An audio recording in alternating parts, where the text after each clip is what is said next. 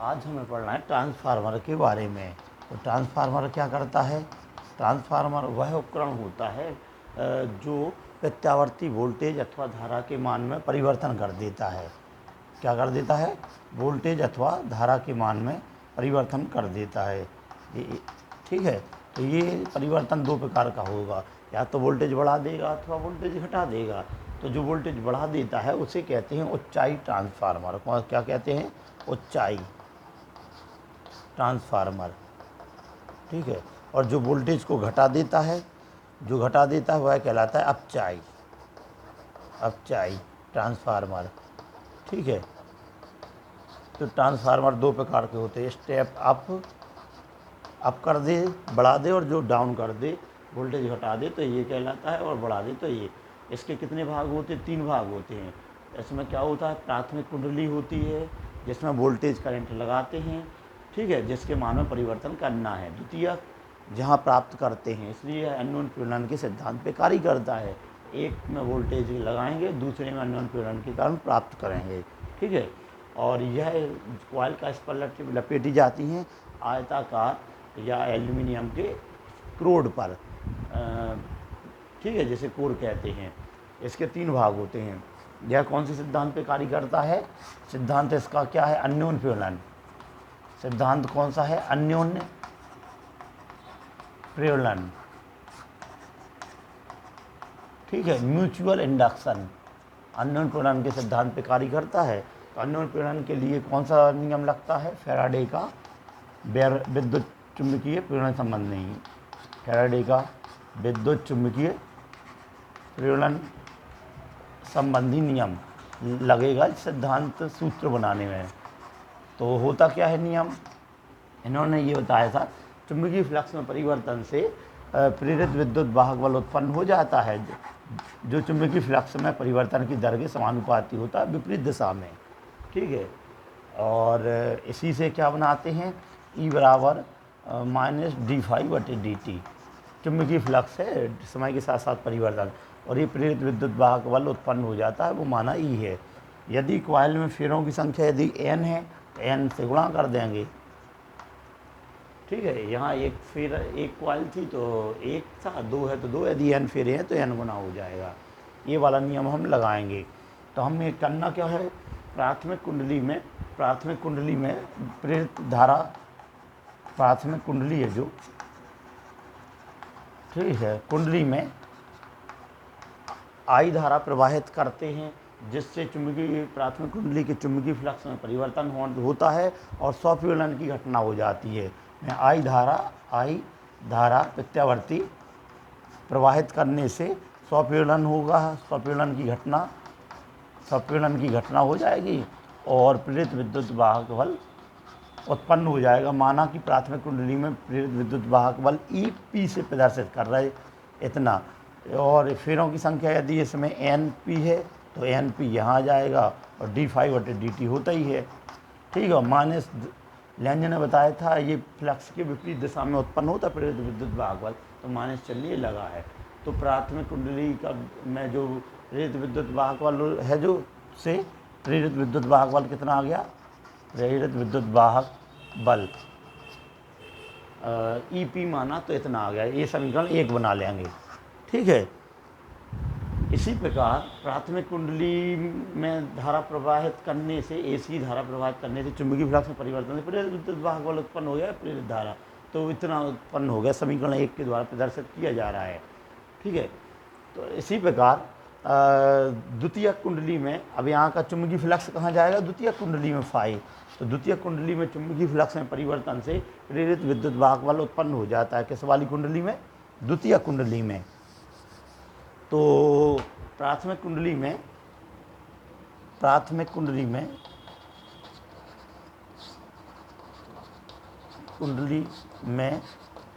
चुंबकीय धारा प्रवाहित कीजिए, तो चुंबकीय फ्लक्स में परिवर्तन के कारण, चुंबकीय फ्लक्स में परिवर्तन के कारण किसमें? द्वितीय कुंडली में। द्वितीय कुंडली में क्या उत्पन्न हो जाता है? प्रेरित विद्युत वाहक बल। बल। माना हमने द्वितीय कुंडली में ई एस है, सेकेंडरी का एस से प्रदर्शित कर दिया, तो ये कितना होता है फैराडे का ये नियम, फेरों की संख्या। हमने माना सेकेंडरी में एन एस है फेरों की संख्या, तो एन एस लिख देंगे, और डी फाई बटे डी टी होता ही है चुंबकीय फ्लक्स में परिवर्तन। तो यहाँ का फ्लक्स यहाँ आएगा, वो फाई वो ज्यों कहते हैं इतना आ जाएगा। इससे समीकरण 2 बना लेंगे। ठीक है, तो प्राथमिक में धारा प्रवाहित करने से इतना प्रेरित विद्युत वाहक बल उत्पन्न हुआ फैराडे के नियम से, और प्राथमिक में धारा से द्वितीयक में अन्योन्य पीड़न की घटना हो गई। द्वितीयक में प्रेरित विद्युत वाहक बल अन्योन्य पीड़न के कारण, कौन सी घटना के कारण? अन्योन्य पीड़न के कारण। इसमें एक कॉइल के कारण दूसरे में अन्योन्य पीड़न के कारण।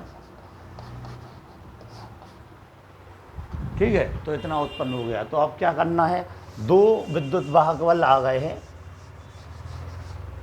तो हम क्या करें, इसे सॉल्व करने का तरीका क्या है, किसी एक में दूसरे का भाग दे दो। तो हम क्या करेंगे, इक्वेशन फर्स्ट है जो उसमें उससे डिवाइड कर देंगे 2 को।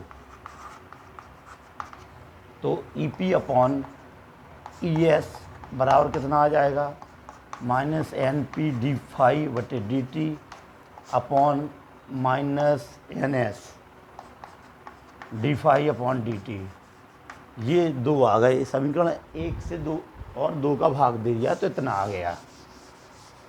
ठीक है, इतना बहुत सरल है। अब क्या करेंगे, यहाँ दोनों स्टेप इक्वल हैं तो ये कैंसिल हो जाएंगे, माइनस से माइनस कैंसिल हो जाएगा, यहाँ बचेगा N P upon N S. इससे क्या जानकारी मिल रही है, आधा सा सिद्धांत ट्रांसफार्मर का इतना यहाँ से आ गया। इससे हमें ये जानकारी मिल रही है, यदि एन एस का मान एन पी से ज़्यादा है, कम भी हो सकता है, यदि ज़्यादा मान लें तो क्या हो रहा है, तब नीचे का ये इससे ज़्यादा है इसलिए ये इससे ज़्यादा हो जाएगा, इसलिए ये अधिक हो जाएगा ई पी से। अर्थात इस वाली में है क्या, सेकेंडरी में फेरों की संख्या ज़्यादा है, प्राइमरी में फेरों की संख्या कम है, तो क्या हो रहा है, वोल्टेज बढ़ जाता है। वोल्टेज बढ़ गया द्वितीय कुंडली सेकेंडरी का प्रेरित विद्युत वाहक बल प्राइमरी की तुलना में, तो वोल्टेज बढ़ जाता है। इसलिए इसे कौन सा कहते हैं, वोल्टेज बढ़ गया, अर्थात ये कौन सा ट्रांसफार्मर बन जाता है, ऊंचाई वोल्टेज बढ़ाने वाला ऊंचाई ट्रांसफार्मर बन जाता है। यदि ऐसा हो रहा है तो ऊंचाई ट्रांसफार्मर होगा। यदि इसका उल्टा हो रहा होता कि यदि कम है तो द्वितीयक वाला वोल्टेज घट जाता, तो वो ऊंचाई होता वोल्टेज घटाने वाला। ठीक है, यहाँ से इतनी जानकारी मिल गई है। तो हमने एक इक्वेशन ऐसा बना सकते हैं, इसको बराबर करके हमने क्या कर लिया, E P upon E S बराबर आ गया N P upon N S. एक कोई समीकरण इतना बना लिया, इतना मिटा दें। अब क्या किया जाए, वोल्टेज ये हटा दें। अब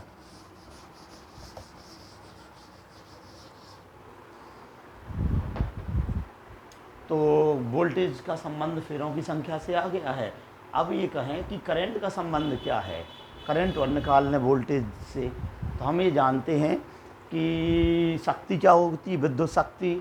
शक्ति का फार्मूला 11th में पढ़ चुके हैं। पावर शक्ति बराबर होता है कार्य बटे समय, कार्य बटे समय।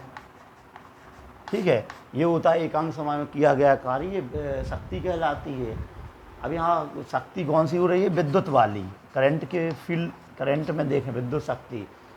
ठीक है, तो कार्य क्या होता है, कार्य तो विभव के कारण कार्य हो रहा, वोल्टेज के कारण तो कार्य आएगा कार्य बटे समय।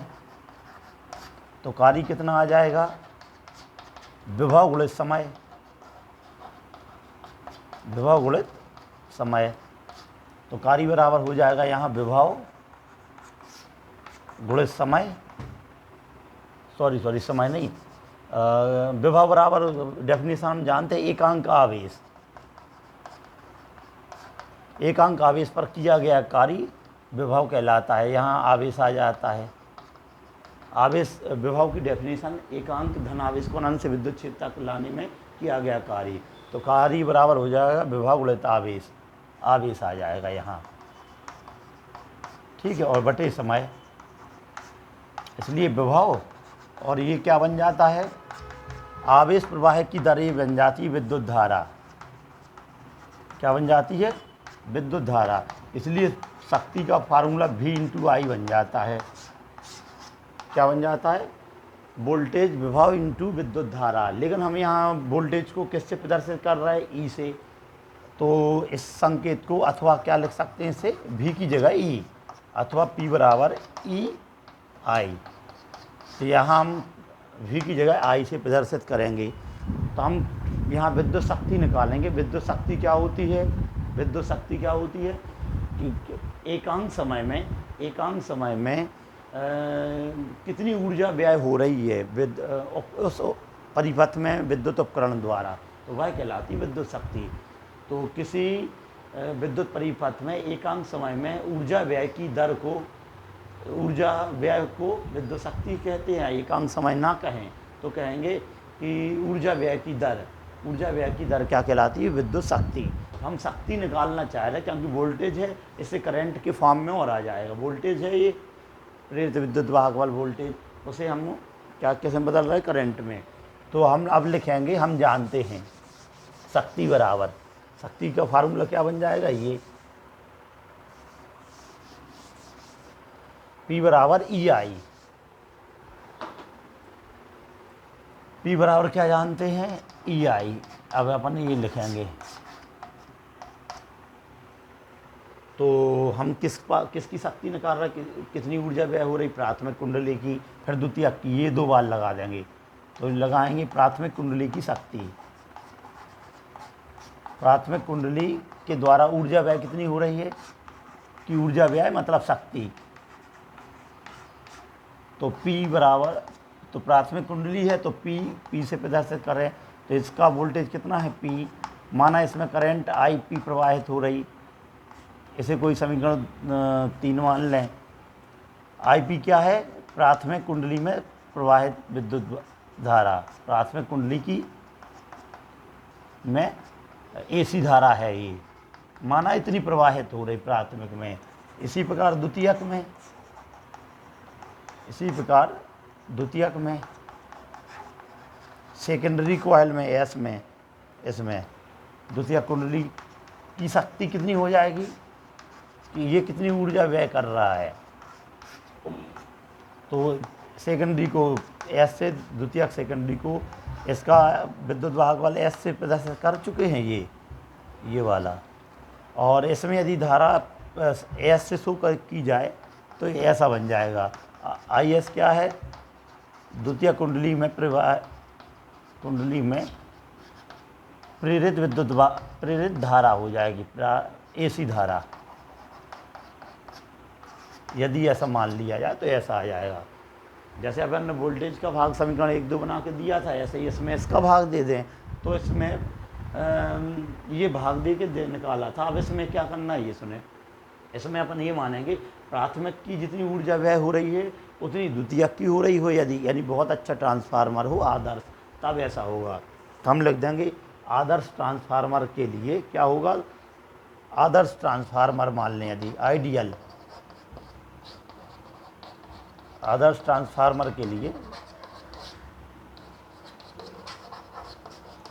क्या होगा, प्राथमिक कुंडली की शक्ति है जो प्राथमिक की, वो बराबर होगी सेकेंडरी के, मतलब जितनी ऊर्जा व्यय प्राथमिक कर रहा है उतनी ऊर्जा द्वितीयक की हो यदि, तो दोनों बराबर हो जाएंगे। तो इसके मान बराबर कर देंगे, EP IP बराबर हो जाएगा ES IS। ठीक है, लेकिन यहाँ वोल्टेज एक साइड कर लें, ठीक है। तो यहाँ करंट S/IP हो जाएगी त्रिक गुणा से, ठीक है। वोल्टेज यहाँ ले आए तो करंट के इसके अपॉन में ये वाली करंट आ गई यहाँ, लेकिन करंट में ये संबंध आ रहा है। इसका मतलब क्या है, इसे हम कोई मान लें समीकरण A, इसे मान लें B। तो समीकरण A और B से क्या जानकारी मिल जाएगी, ये समीकरण इसके बराबर है और ये समीकरण इसके बराबर है, मतलब ये तीनों बराबर हो जाएंगे। तो क्या आ जाएगा,